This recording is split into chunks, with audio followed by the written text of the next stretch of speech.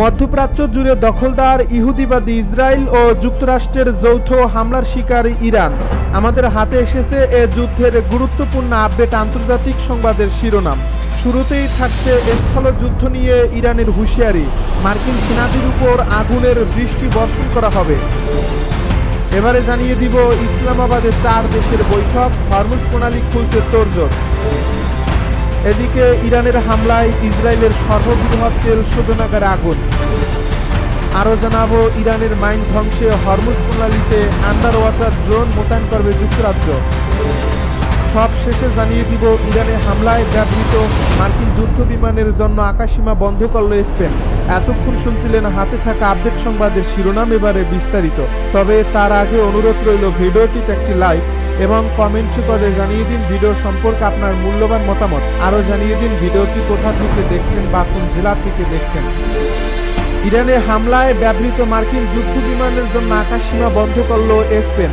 ইরানের উপর হামলায় ব্যবহৃত মার্কিন সামরিক বিমানের জন্য আকাশসীমা বন্ধের ঘোষণা দিয়েছে স্পেন। একই সঙ্গে যৌথভাবে পরিচালিত সামরিক ঘাঁটিতে প্রবেশের উপর আরোপিত নিষেধাজ্ঞা বৃদ্ধি করা হয়েছে বলেও জানিয়েছেন দেশটির প্রতিরক্ষা মন্ত্রী মার্গারিটা রোবলেস। খবর আল জাজিরার। সোমবার রাজধানী মাদ্রিদে সাংবাদিকদেরকে তিনি কথা বলেন। তিনি বলেন, ইরানের যুদ্ধে সংশ্লিষ্ট কোনো কার্যক্রমের জন্য আমরা সামরিক ঘাঁটি বা আকাশসীমা কোনোটি ব্যবহারের অনুমতি দেইনি।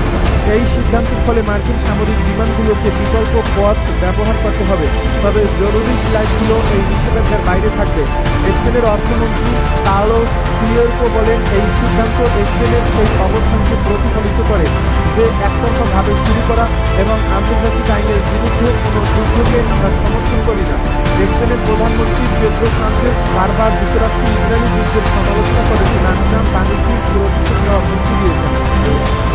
ইরানের মাইন ধ্বংসে হরমুজ প্রণালীতে আন্ডার ওয়াটার ড্রোন মোতায়েন করবে যুক্তরাজ্য।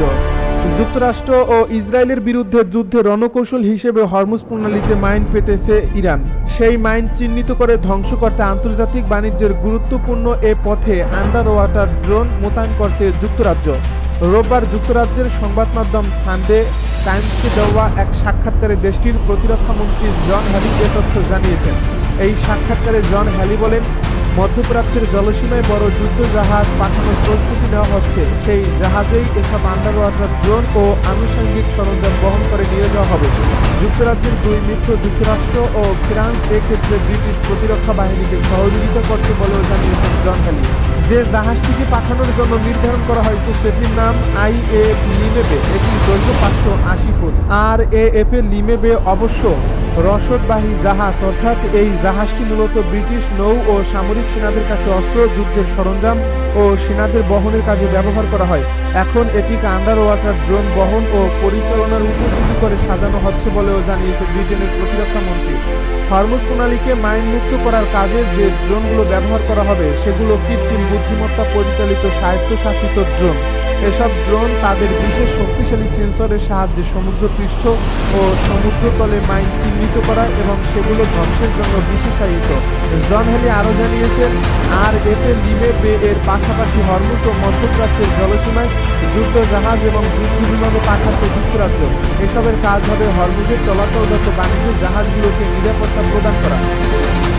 ইরানের হামলায় ইসরায়েলের সর্ববৃহৎ তেল শোধনাগারে আগুন। ইসরায়েলের বৃহত্তম তেল শোধনাগার হাইফার বাগানে হামলা চালিয়েছে ইরান। এই হামলার পর বাজার ওয়েল রিফাইনারি বা তেল শোধনাগারে আগুন জ্বলতে দেখা যায় বলে জানিয়েছে ইসরায়েলি সংবাদ মাধ্যমগুলো। খবর আল জাজিরা। বিভিন্ন প্রতিবেদন অনুযায়ী আঘাতপ্রাপ্ত এলাকাটি বাজার তেল শোধনাগারের অত্যন্ত স্পর্শকাতর অবকাঠামোর ভিতরে বা তার কাছাকাছি। এর আগেও বিভিন্ন হামলায় এই শোধনাগারটিকে লক্ষ্যবস্তু করা হয়েছিল। আগের হামলাগুলোতে মিসাইলের সিলিন্ডারের আঘাতে এই স্থাপনায় স্থানীয়ভাবে ক্ষয়ক্ষতি এবং সামরিক বিদ্যুৎ বিভ্রাট ঘটেছিল, তবে কোনো হতাহতের খবর পাওয়া যায়নি। ইসরায়েলি প্রতিরক্ষা বাহিনী এক বিবৃতিতে জানিয়েছে, উত্তর ইসরায়েলের একটি স্থানে আঘাতের খবর পাওয়ার পর রিজার্ভ এবং নিয়মিত বাহিনীর উদ্ধারকারী দলগুলো সেখানে রওনা দিয়েছে। এর আগে 19 মার্চ ওই স্থাপনায় হামলা চালিয়েছিল ইরান। ইসলামাবাদে 4 দেশের বৈঠক, হরমুজ প্রণালী খুলতে তোড়জোড়। 1 মাস ধরে চলা যুক্তরাষ্ট্র ইসরায়েল ইরান যুদ্ধে ভুগছে উপসাগরীয় দেশগুলো। এর প্রভাব পড়ছে বৈশ্বিক অর্থনীতিতে।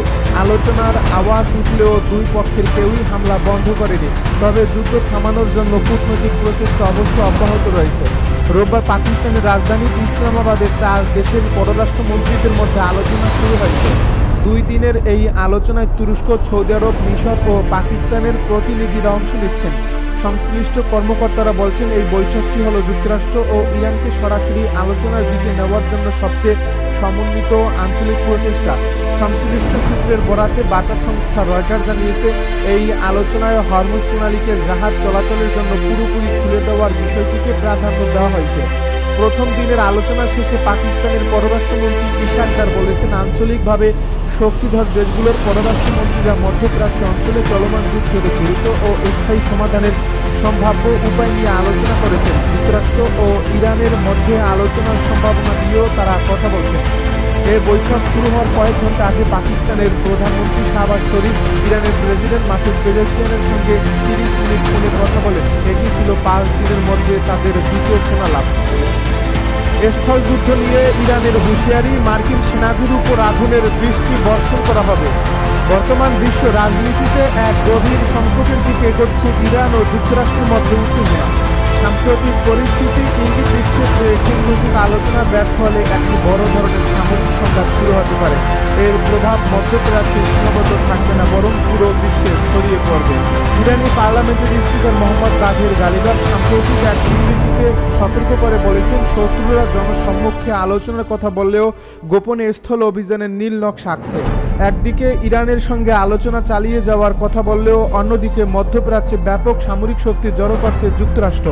এতে ধারণা করা হচ্ছে যুক্তরাষ্ট্র সম্ভাব্য স্থল যুদ্ধের প্রস্তুতি নিচ্ছে। ইরানও এ বিষয়ে সতর্ক এবং হুঁশিয়ারি দিয়ে বলেছে, যে কোনো স্থল আক্রমণ হলে তারা কঠোর প্রতিরোধ গড়ে তুলবে এবং মার্কিন সেনাদের উপর আগুনের বৃষ্টি বর্ষণ করবে। খবর CNN ও আল জাজিরার। যুক্তরাষ্ট্র সরকার এখনও নিশ্চিত করেনি যে আমেরিকান সেনাদের ইরানে পাঠানো হবে কিনা, তবে এই সম্ভাবনাও পুরোপুরি নাকচ করেনি। প্রতিরক্ষা সচিব পিট হেগসেট CBS টিভি নেটওয়ার্ককে বলেন, যুক্তরাষ্ট্র প্রয়োজন হলে যতদূর যেতে হয় ততদূর যেতে প্রস্তুত এবং ওয়াশিংটন নিশ্চিত করবে যে ইরানের পারমাণবিক উচ্চ আকাঙ্ক্ষা কখনোই সফল না হয়। হোয়াইট হাউসের প্রেস সেক্রেটারি ক্যারোলিন লেভিট গত সপ্তাহে বলেন, স্থল অভিযান এই মুহূর্তে পরিকল্পনার অংশ নয়, তবে ট্রাম্প সব ধরনের বিকল্প খোলা রাখছেন। গত সপ্তাহে কংগ্রেসে দেওয়া এক বিবৃতিতে পররাষ্ট্রমন্ত্রী মার্কো রুবিওর বক্তব্য থেকে বোঝা যায় কেন স্থলবাহিনীর প্রয়োজন হতে পারে। জরিপ অনুযায়ী অধিকাংশ আমেরিকান ইরানের সেনা পাঠানোর বিরোধিতা করে। এই সপ্তাহে উইনিপিয়াকে বিশ্ববিদ্যালয়ের এক জরিপে দেখা যায়, প্রায় 74% উত্তরদাতা, যাদের বেশিরভাগই বামপন্থী, এর বিপক্ষে রয়েছে। যুদ্ধের শুরুতে ওয়াশিংটন পোস্টের এক দ্রুত SMS জরিপে অধিকাংশ মানুষ যুদ্ধের বিরোধিতা করেন।